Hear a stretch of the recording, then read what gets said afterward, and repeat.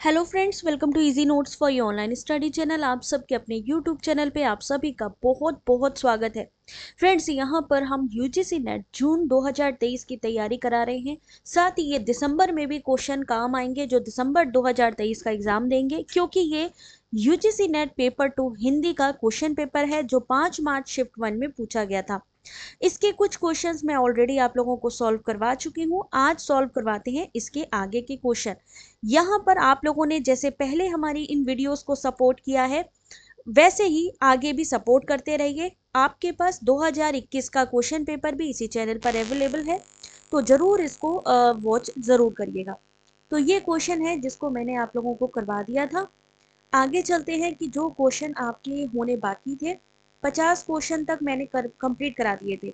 तो जो भी ज्वाइन कर रहे हैं क्लास को, जल्दी से वीडियो को पहले लाइक शेयर सब्सक्राइब कर लें, जिससे कि जितनी लेटेस्ट अपडेट है आपको मिलती रहे। चलिए, क्वेश्चन नंबर 50 तक मैंने आप लोगों को करवा दिया था, जहां पर दलित विमर्श से संबंधित उपयुक्त कथन के बारे में लिखा गया था। क्वेश्चन नंबर 51, सतपुड़ा की जंगल कविता में जंगल के संबंध में कौन सा विशेषण प्रयुक्त है? तो सही आंसर है ऑप्शन नंबर डी, यानी कि बी, डी और ई। नींद में डूबे हुए से ऑप्शन नंबर डी, गिनोने गने और ऑप्शन नंबर ई, कम से कनकने।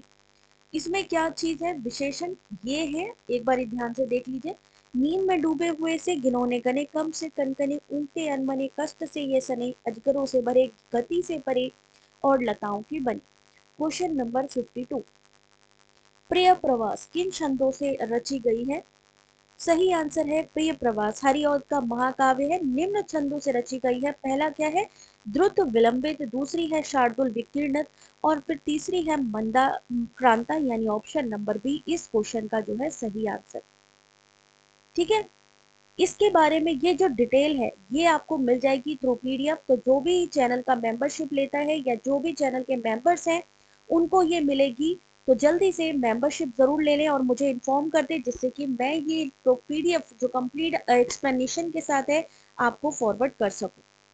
क्वेश्चन नंबर 53, भ्रमर गीत पदों में गोपियां उद्धव को इन वचनों से संबोधित करती हैं? तो सही आंसर है ऑप्शन नंबर सी, किस वचनों से? जोग सिकावन पांडे, मधुकर मधुमत वारे और घोष बड़ो व्यापारी। क्वेश्चन नंबर 54, मैला आंचल की स्त्री पात्र कौन सी है? यहाँ पर ऑप्शन दिए गए हैं, तो सही आंसर ऑप्शन नंबर बी और सही आंसर है फुलिया। ऑप्शन नंबर डी आभा रानी, ऑप्शन नंबर ई मंगला देवी। उसके अलावा कौन सी स्त्रियों का पात्र है? फुलिया, आभा रानी, मंगला देवी, कमला, लक्ष्मी, ममता, सीलिया और रमई प्रिया। 55 क्वेश्चन नंबर, तमस उपन्यास के पात्र कौन से हैं? सही आंसर ऑप्शन नंबर सी। ये सारे इसलिए याद कर लीजिएगा क्योंकि हो सकता है कि यहाँ पे अभी 2-3 जो है ऑप्शन दिए हैं, हो सकता है अगली बार कोड में ज्यादा ऑप्शन दिए जाए। तो आपको पूरी जानकारी होनी चाहिए कि तमस उपन्यास के पात्र में कौन कौन आता है। हरनाम सिंह, हयात बख्श, देवदत्त, नत्थू, बख्शी जी, अजीज, मास्टर रामदास मेहता, अजीत सिंह, देसराज, शंकर, कश्मीरी लाल, जनरल रिचर्ड, हकीम जी, सरदार जी, मौलाद और लक्ष्मी नारायण। क्वेश्चन नंबर 56, मानस का हंस उपन्यास की रचना में अमृतलाल नागर में निम्न पुस्तकों का सहयोग लिया गया? तो सही आंसर ऑप्शन नंबर डी, किसका किया गया? ऑप्शन नंबर डी में है ऑप्शन नंबर ए, तुलसी काव्य मीमांसा, काशी का इतिहास, अकबर, ये 3 लिए गए। मानस का हंस में नागर जी ने गोस्वामी तुलसीदास के जीवन चरित्र का चित्रण किया है। 57 क्वेश्चन नंबर, तीसरी कसम कहानी के पात्र कौन से हैं? तो सही आंसर है सी, यानी लाल मोहर, ऑप्शन नंबर बी पलट दास और ऑप्शन नंबर डी धुनीराम। तीसरी कसम कहानी के पात्र लाल मोहर, पलटदास, धुनीराम। इनके प्रमुख पात्रों में गाड़ीवान, हीरामन और कंपनी की औरत हीराबाई है। तीसरी कसम कहानी प्रेमोन्मुख कहानी है और ये निश्चल प्रेम कथा कहीं भी मर्यादा का अतिक्रमण करती नहीं दिखती। फणीश्वर नाथ रेणु की प्रसिद्ध कहानियों में मारे गए गुलफाम, तीसरी कसम, आदिम रात्रि की महक, लाल पान की बेगम, पंचलाई ठेस और संवेदिया है। क्वेश्चन नंबर 58, क्वेश्चन नंबर 58, ग्रेगिन कहानी के संदर्भ में विचार कीजिए। ग्रेगिन की जो कहानी है उसमें इनमें से कौन सी चीजें हैं? तो सही आंसर ऑप्शन नंबर बी, सी और ई।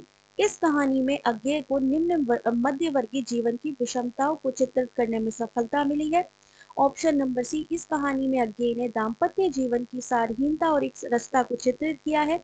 और उसके अलावा ऑप्शन नंबर ई, ग्रेगिन के रोगियों की अक्सर पैर काटे जाने की सूचना जीवन की त्रासदी को अभिव्यक्त करती है, यानी ऑप्शन नंबर बी। अज्ञे की जो प्रमुख कहानियां हैं वो कौन सी हैं? तो यहाँ पर एक्सप्लेनेशन है विपगथा, कोठरी की बात, शरणार्थी और जयदोल। इसका या तो आप एक स्क्रीनशॉट ले लीजिए, ये पूरा एक्सप्लेनेशन का स्क्रीनशॉट भी आप ले सकते हैं।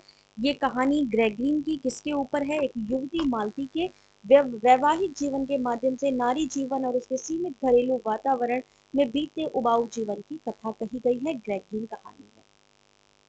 क्वेश्चन नंबर 59, आषाढ़ का एक दिन नाटक में मल्लिका के कथन कौन से हैं? तो सही आंसर ऑप्शन नंबर बी, सी और ई, यानी ऑप्शन नंबर बी। कोई भूमि ऐसी नहीं जिसके अंतर में कोमलता ना हो। ऑप्शन नंबर सी, आज तक का जीवन किसी तरह बीता ही है, आगे का भी बीत जाएगा। ई, ये प्रतियां मैंने उज्जैनी से आगे वाले व्यवसायियों से प्राप्त की हैं। आषाढ़ का एक दिन का प्रकाशन 1958 में हुआ और इसके रचनाकार कौन थे? मोहन राकेश। आषाढ़ का एक दिन एक विखंडित नाटक प्रथम खंड में युवक कालिदास उज्जैन नामक नगर क्षेत्र में शांतिपूर्वक जीवन गुजार रहा है और अपनी कला विकसित करता है और मल्लिका के साथ प्रेम संबंध भी है। और द्वितीय खंड में पता लगता है कि कालिदास की उज्जैनी में धाक जम चुकी और उसकी ख्याति फैल चुकी है। तीसरी अंक में कालिदास ने सब कुछ त्याग दिया। क्वेश्चन नंबर 60, भारत दुर्दशा नाटक के संबंध में निम्नलिखित कथनों पर विचार कीजिए। तो सही आंसर इसके बारे में, यानी भारत दुर्दशा के बारे में आपको सारी चीजें पता होनी चाहिए, तभी ऐसे कोड का आंसर कर पाएंगे। इस नाटक में भारत दुर्देव और उसकी सेना के माध्यम से भारत दुर्दशा के चित्र प्रस्तुत किए हैं। भारत दुर्दशा नाटक भारतेंदु के व्यथित हृदय की अभिव्यक्ति है। और ऑप्शन नंबर ई, इस नाटक में भारतेंदु के देशभक्त और समाज सुधारक के रूप में दर्शन होते हैं। ठीक है, भारतेंदु हरिश्चंद्र के जो अनुदित नाटकों की संख्या है वो कितनी है? 17। और इनके प्रमुख नाटक है वैदिकी, हिंसा, हिंसा न भवति, विषय से विषमौसम, प्रेम जोगनी, चंद्रावली, भारत दुर्दशा, नील देवी, अंधेर नगरी और सती प्रताप। क्वेश्चन नंबर 61, अध्यापक पूर्ण सिंह से संबंधित निम्नलिखित कथनों पर विचार कीजिए कि पूर्ण सिंह के बारे में कौन सी चीज सही है। तो सही answer option number 1, Hindi, Punjabi, अंग्रेजी में लिखे जाने वाले पूर्ण सिंह ने अंग्रेजी में सर्वाधिक लिखा है। ऑप्शन नंबर बी, स्वामी राम तीर्थ की जीवनी 1924 भी लिखी है इन्होंने। पूर्ण सिंह ने पारंपरिक भारतीय उदात्त जीवन मूल्यों को आधुनिक पाश्चात्य दर्शन विज्ञान के आलोक में नया रूप देकर प्रस्तुत करना चाहा है। ठीक है, क्वेश्चन नंबर 62, शिव शंभू के चिट्ठे से संबंधित निम्न कथनों पर विचार कीजिए। ऑप्शन नंबर बी, ए, सी और ई। शिव शंभू शर्मा एक कल्पित चरित्र है। इन निबंधों में व्यंग विनोद भाव का बड़ी सहजता से प्रयोग करते हैं। शिव शंभू अपने को वायस राज के समक्ष गूंगी प्रजा का एक वकील मानता है। शिव शंभू का चिट्ठा बाल मुकुंद गुप्त का प्रमुख व्यंग्यात्मक निबंध है। इसमें उन्होंने तत्कालीन गवर्नर जनरल पर तीखा व्यंग किया है। शिव शंभू इस निबंध में कल्पित चरित्र है और इन निबंधों में वे व्यंग विनोद भाव का बड़ी सहजता से प्रयोग करते हैं। शिव शंभू अपने को वायसराय के समक्ष गूंगी प्रजा का एक वकील मानता है और गुप्त जी ने अस्थिरता शब्द को लिखकर महावीर प्रसाद द्विवेदी के विरुद्ध लेख भाला प्रकाशित की। इनकी प्रमुख रचनाओं में खिलौना, खेल तमाशा, स्फुट कविता और बाल मुकुंद गुप्त निम्दावली के बारे में बात की गई है। क्वेश्चन नंबर 63, जो एग्जाम में पूछा गया 5 मार्च को, यूजीसी नेट पेपर 2 हिंदी। निबंधकार प्रताप नारायण मिश्र से संबंधित निम्नलिखित कथनों पर विचार कीजिए। सही आंसर ऑप्शन नंबर सी, यानी कि प्रताप नारायण मिश्र को हिंदी का एडिसन कहा जाता है। निबंध के क्षेत्र में उन्हें आत्मव्यंजक निबंधों का जन्मदाता माना जाता है। उनके निबंधों में संस्कृत और उर्दू के शब्दों के साथ बैसवारे की ग्रामीण कहावतों शब्दों का भी प्रयोग मिलता है। क्वेश्चन नंबर 64, आवारा मसीहा के संदर्भ में विचार कीजिए कि कौन सा सही है। सही आंसर है ऑप्शन नंबर सी, यानी कि गांगुली परिवार के किशोर नवहुल्लोड़ के प्रति लोलुप दृष्टि से देखते हैं। आवारा मसीहा विष्णु परायकर द्वारा रचित बंगला लेखक शरद चंद्र चट्टोपाध्याय की जीवनी है और इस जीवनी में गांगुली परिवार के किशोर नवहुल के प्रति लोलुप दृष्टि से देखते हैं। बड़ी दीदी कहानी के प्रकाशन के समय शरद चंद्र रंगून में थे और देवदास लिखते समय शरद चंद्र की आयु मात्र 17 वर्ष की थी। यहाँ से कई ऐसे क्वेश्चन हैं जो पूछे जा सकते हैं। हो सकता है मान लीजिए ये क्वेश्चन रिपीट नहीं भी होता है तो आपको जो एक्सप्लेनेशन दिया जा रहा है वहां से क्वेश्चन 100% आ सकता है। मुर्दिया के संदर्भ में विचार कीजिए, तो यहाँ पर क्या होगा, मुर्दिया के संदर्भ में उपयुक्त कथनों में एकमात्र कथन डी सही होगा। यह प्रश्न मूल्यांकन से बाहर कर दिया था, यानी इस क्वेश्चन को एनटीए ने ड्रॉप कर दिया था। ठीक है, ड्रॉप कर दिया था। तुलसीराम के गांव का नाम धर्मपुर और उत्तर प्रदेश के आजमगढ़ जिले में स्थित है। तुलसीराम ने अपनी आत्मकथा मुर्दरिया और मणिकर्णिका 2 भागों में लिखी और तुलसीराम प्रमुख दलित साहित्यकार हैं और इन्होंने आत्मकथा में दलितों के यथार्थ जीवन का चित्रण किया। सही आंसर अगर माना जाएगा तो डी, लेकिन एनटीए ने इस क्वेश्चन को ही ड्रॉप कर दिया था। क्वेश्चन नंबर 66 इस तरीके की मैचिंग, जहां पे तत्पुरुष समास, शिवालय, द्वंद्व समास, लव कुश, अव्ययी भाव समास, यथामिति और बहुव्रीहि चक्रपाणी, यानी option number D. Question number 67 Shri संप्रदाय रामानुजाचार्य का है, ब्रह्म समाज मध्वाचार्य, रुद्र समाज संप्रदाय विष्णु स्वामी का और सनकादि संप्रदाय निम्बाचार्य, यानी ऑप्शन नंबर सी। मंटो मेरा दुश्मन उपेंद्रनाथ, ये और वे जयनंद कुमार की रचना है। जंजीरें देव और दीवारें बेनीपुरी की प्रेमचंद घर में शिवरानी देव, यानी option number C, option number B. Question number 69 क्या लिखा गया है, पहली सूची दी गई है, दूसरे में ग्रंथ का नाम लिखा है, सूची दूसरी दी गई है और उसमें समय दिया है। तो पहली बात, काव्य प्रकाश कौन से समय में आई, 11वीं शताब्दी में, लेखक कौन थे, मम्मट।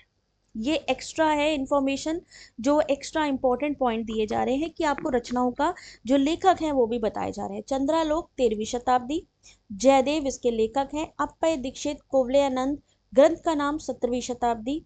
विश्वनाथ साहित्य दर्पण 14वीं शताब्दी। Question number 70 option number C सही है, यानी गोस्वामी तुलसीदास लिखी रामचंद्र शुक्ल, तुलसी काव्य मीमांसा उदय भानु, तुलसी आधुनिक वातायन रमेश कुतल और लोकवादी तुलसीदास विश्वनाथ त्रिपाठी, यानी option number C.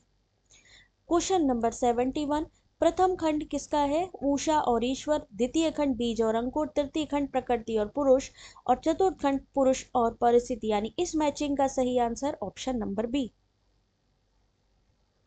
Question number 72 सही आंसर ऑप्शन नंबर बी। अब यहाँ क्या दिए हैं, पात्र दिए हैं, कहानी दी है, लेकिन यहाँ पर आपको साथ में क्या प्रोवाइड किया जा रहा है, लेखक का नाम भी। मान लीजिए अगली बार आपसे लेखक का नाम मैचिंग में पूछ लिया तो क्या लिखेंगे, तो आंसर किरण जो पात्र है किसमें है, कानों में कंगना, लेखक है राधिका रमण प्रसाद, लक्ष्मा कोसी का गढ़वाल शेखर जोशी की रचना है। अनीता जो पात्र है राही का है और राही मासूम रजा इसके लेखक हैं। श्यामनाथ चीफ की दावत भीष्म साहिनी की है। क्वेश्चन नंबर 73 अब यहाँ पे क्या है, नाटक दिए हैं और पात्र दिए हैं, लेकिन यहाँ एक्स्ट्रा क्या प्रोवाइड किया जा रहा है आपको, लेखक का नाम। तो चंद्रगुप्त किसकी है, चंद्रगुप्त का पात्र है लील और जो लेखक है जयशंकर प्रसाद। अंजो दीदी मुन्नी और लेखक उपेंद्र नाथ। बकरी पात्र कौन है, बकरी नाटक के राम सर्वेश्वर दयाल सक्सेना लेखक। स्कंदगुप्त नाटक किसका है, पात्र जयमाला और लेखक है Jaishankar Prasad. Question number 74 same चीज यहाँ है, निबंध संग्रह और संपादक। तो चिंतामणि भाग 1 रामचंद्र शुक्ल की है, चिंतामणि भाग 2 विश्वनाथ प्रसाद मिश्र, भाग 3 डॉक्टर नामवर सिंह और भाग 4 जो है कुसुम चतुर्वेदी और ओम प्रकाश सिंह। भाई जल्दी से वीडियो को क्या करना है, अगर अच्छी इंफॉर्मेशन लग रही है तो जल्दी से वीडियो को लाइक और शेयर करना है। क्वेश्चन नंबर 75 देवनागरी लिपि के मानकीकरण के प्रयासों को पहले के बाद में क्रम में लगाएं। जो पहले आया है उसको पहले लगाइए और बाद का बाद को। तो यहाँ पे सही आंसर ऑप्शन नंबर बी। सबसे पहले देवनागरी के मानकीकरण में सर्वप्रथम महादेव गोविंद रानड़े ने सुझाव दिया। फिर साहित्य परिषद पुणे द्वारा लिपि सुधार समिति 1906 में गठित हुई। कालेलकर की अध्यक्षता में गठित सुधार समिति 1935, आचार्य नरेंद्र की अध्यक्षता में गठित परिषद 1947 में और डॉक्टर राधाकृष्णन की अध्यक्षता 1953। Question number 76। प्रथम प्रकाशन वर्ष के अनुसार रामविलास शर्मा रचित कृतियों को पहले के बाद के क्रम में लगाइए। ये सब किसकी कृतियां हैं? रामविलास शर्मा की। तो सबसे पहले कौन सी आई थी? आस्था सौंदर्य 1916 में, भाषा समाज 61 में, महावीर प्रसाद द्विवेदी हिंदी नवजागरण 1977, नई कविता अस्तित्व 1978, प्राचीन भारत के भाषा परिवार 1979। फिर आ गया क्वेश्चन नंबर 77। स्थापना वर्ष के आधार पर निम्नलिखित संस्थाओं को पहले से बाद के क्रम में रखिए, यानी जो पहले संस्था आई है उसको पहले लिखिए। तो पहले कौन सी संस्था आई है? ब्रह्म समाज आई है। किसके द्वारा लाई गई? संस्थापक कौन है? राजा राम मोहन राय 1828 में। प्रार्थना सभा केशव चंद्र सेन 1867। आर्य समाज दयानंद सरस्वती 1875 में। थियोसॉफिकल सोसाइटी ब्लावस्की और कर्नल अलकाट 1875 और स्वामी विवेकानंद रामकृष्ण मिशन 1897। कामायनी के सर्गों को पहले से बाद के क्रम में लगाइए। Option number D. कामायनी छायावाद के प्रमुख कवि जयशंकर प्रसाद का महाकाव्य है और इसके 15 सर्ग हैं। कौन कौन से हैं? चिंता, आशा, श्रद्धा, काम, वासना, लज्जा, कर्म, ईर्ष्या, ईड़ा, स्वप्न, संघर्ष, निर्वेद, दर्शन, रहस्य और आनंद। एक्सप्लेनेशन भी साथ साथ पढ़ते जाइए। Question number 79। निम्न उपन्यासों को प्रथम प्रकाशन वर्ष के अनुसार पहले से बाद के क्रम में लगाइए, यानी जिनका पहला पब्लिकेशन हुआ है, पहले प्रकाशन हुआ, इनको पहले लगाइए। तो यहाँ पर जो सही क्रम है, इस क्वेश्चन को भी मूल्यांकन से बाहर कर दिया था, ड्रॉप कर दिया था, क्योंकि यहाँ पर इस क्वेश्चन के सही ऑप्शन नहीं दिए गए हैं।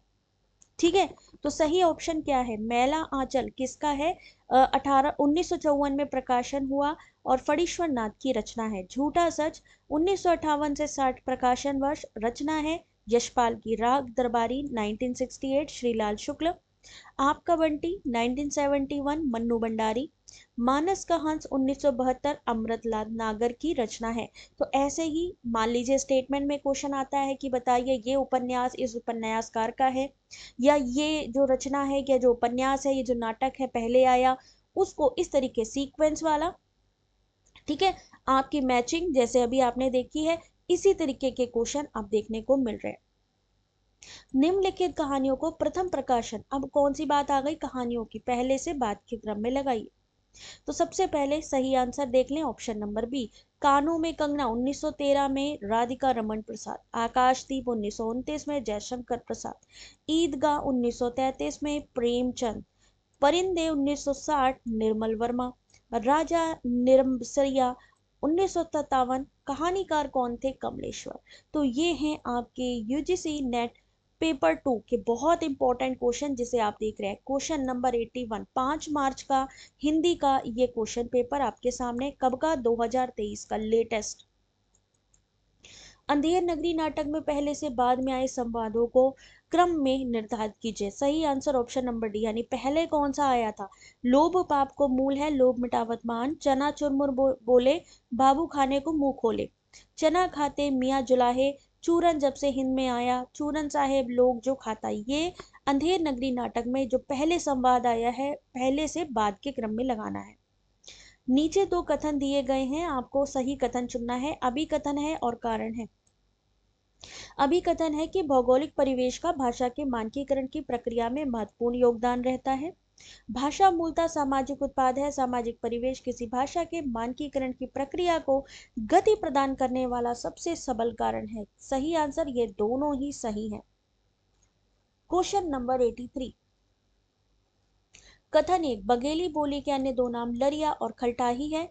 कथन 2 डॉक्टर उदय नारायण तिवारी के अनुसार अवधि बघेली छत्तीसगढ़ी में बहुत कम अंतर है। सही आंसर ऑप्शन नंबर डी, यानी कथन 1 जो है वो गलत है और जो कथन 2 है वो सही है। ठीक है, क्वेश्चन नंबर 84।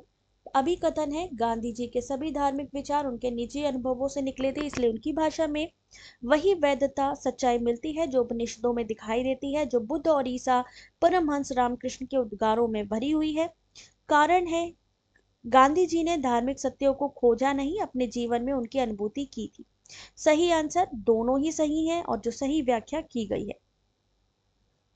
जहां पे आपको लगे कि एक्सप्लेनेशन पढ़ना है, वीडियो को पॉज करके आराम से पढ़ सकते हैं। क्वेश्चन नंबर 85, फिर से अभिकथन और कारण। आपका बंटी उपन्यास में विवाह की असफलता, तलाक की ट्रेजेडी के त्रास को बेगुनाह बंटी ही सबसे अधिक भोगता है। बंटी पिता के होते हुए बिना पिता का और मां के रहते बिना मां का हो गया, अंततः उसे मिला भटकाव, असमंजस और अकेलापन। सही आंसर ऑप्शन नंबर ए, यानी दोनों ही सही है और यहाँ पर उनका सही एक्सप्लेनेशन दिया गया है। क्वेश्चन नंबर 86, कथन ए, कथन दो।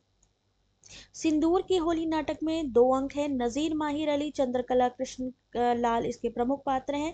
सिंदूर की होली नाटक की कथा प्रातःकाल 9 बजे शुरू होती है और कथा की अंतिम घटना लगभग 10 बजे रात्रि में बीत जाती है। सही आंसर ऑप्शन नंबर डी, पहला गलत और दूसरा सही। लक्ष्मी नारायण के प्रमुख नाटक में अशोक, राजयोग, आंधी रात ये सारे आते हैं। सिंदूर की होली 1934 में लक्ष्मी नारायण मिश्र का नाटक है, इसके 3 अंक है, जिसमें रजनीकांत, मनोशंकर, माहिर अली, मुरारी लाल, भगवंत सिंह, हरनंदन सिंह, डॉक्टर चंद्रकला, मनोरमा आते हैं। क्वेश्चन नंबर 87, एक और द्रोणाचार्य नाटक के माध्यम से समकालीन शिक्षा जगत की यथार्थ विसंगतियों एवं विद्रुपताओं को उजागर किया गया। एक और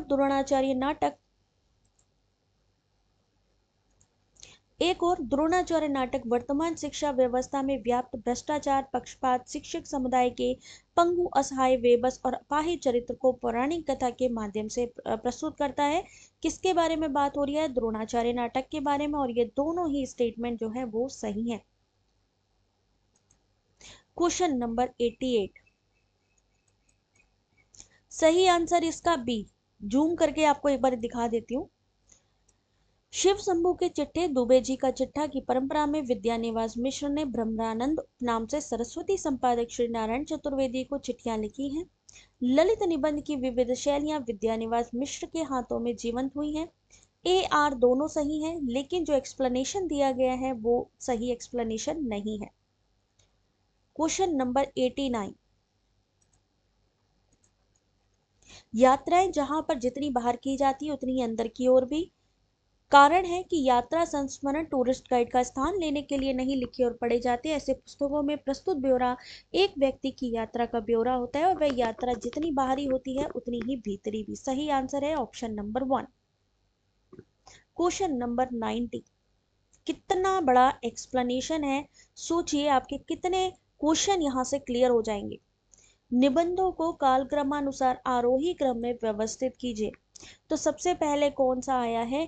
चली फगुनहट बोरे आम 1975 में, गवे गंध गुलाब 1980 में, आम रास्ता नहीं है 88 में, जीवन अज्ञात का गणित है 2004, उठ जाग मुसाफिर 2012।